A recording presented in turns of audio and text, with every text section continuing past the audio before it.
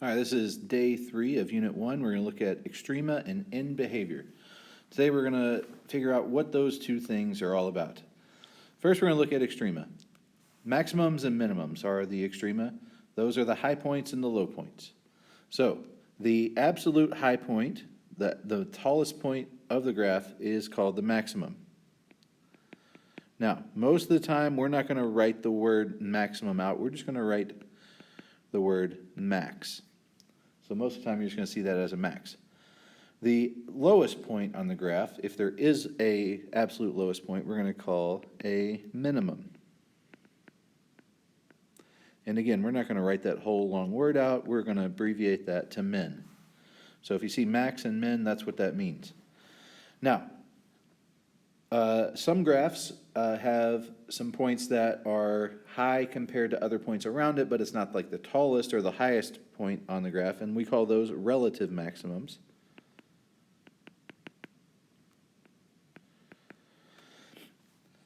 And that's like the points immediately to the left and right of it are lower, so that's a relative max.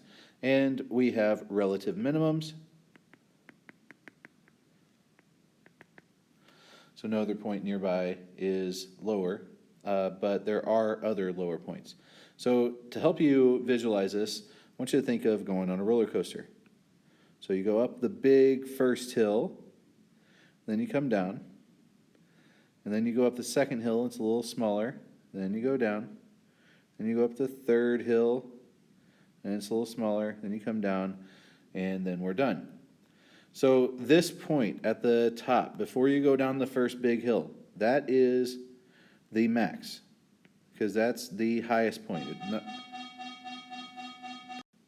There's no point on the graph that is higher on the roller coaster than the max. But the top of this hill and the top of that hill, those are relative maximums. Because at the top of that hill and that hill, those points are relative maximums because they're taller than the points immediately to the left or right of them, but they're not the tallest point of the graph. So if we look at this graph, determine all the extrema of this function if they exist. So this graph here, the maximum, look at these arrows. They're pointing up. That means this is going to go up forever towards positive infinity. So therefore, there is no maximum. It's going to go up forever. So we're going to say it does not exist, or D and E, does not exist. Then we look at the minimum point. Well, there are two minimum points, and those are at -5, -8, and at 7, -8.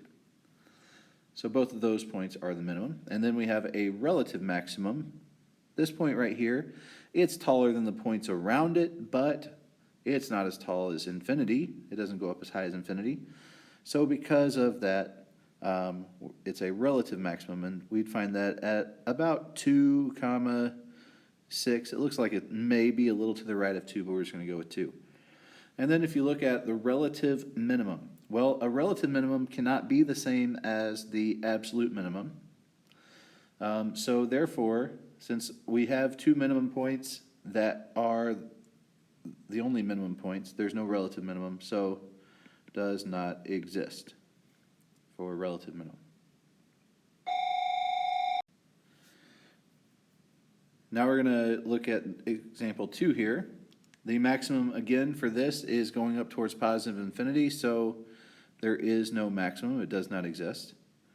The minimum point we see is about right there, which is about, we're going to say, -2.5, comma, you can guess, I'm going to say -36.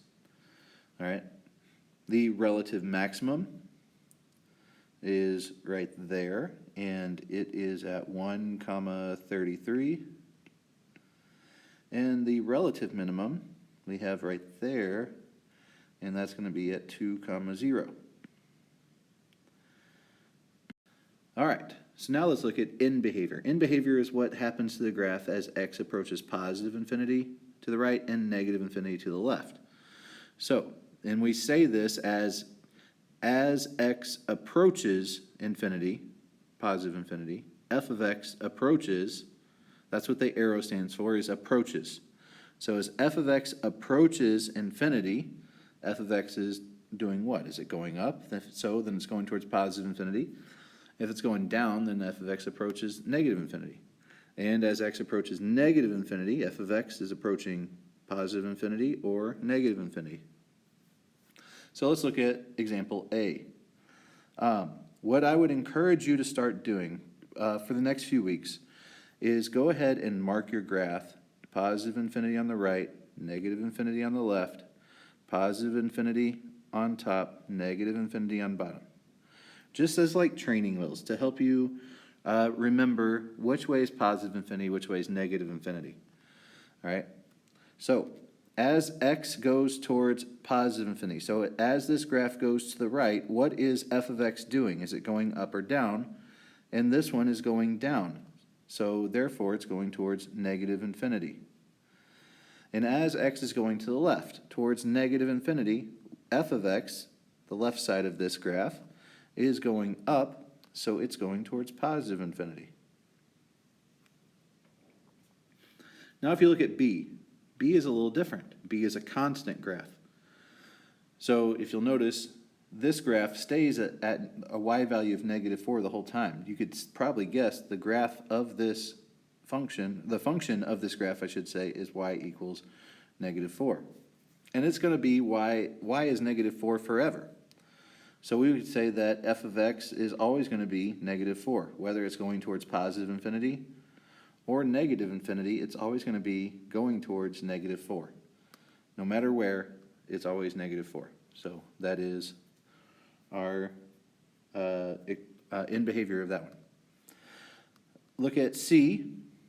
As x is going to the right, going towards positive infinity, we look at the right side of that graph. Again, this is the positive infinity side, the right side. This is the negative infinity side, the left side. Down is negative infinity, up is positive infinity. So as we're going to the right, this is going up towards positive infinity. And then as x is going to the left side of this graph, f of x is going down towards negative infinity. Remember, f of x and y are interchangeable, so get used to that. All right, then we look at graph D. Again, let's label our graph positive infinity on the top and the right, negative infinity on the bottom and the left. Now, you'll notice that this graph is not centered, so you have to adjust that appropriately to line those up with the axes. So as x goes to the right side of this graph, f of x is going up towards positive infinity. And as x goes to the left side of this graph, f of x is going towards positive infinity. They're both going to match. And you'll notice that on linear equations, the end behavior is going to be the opposite. And on quadratic equations, the f of x's are going to match. They're going to both go towards positive infinity. All right, that'll do it for this lesson. If you have any questions, don't forget to send me a message on Canvas or shoot me an email. Have a great day, and I'll talk to you soon.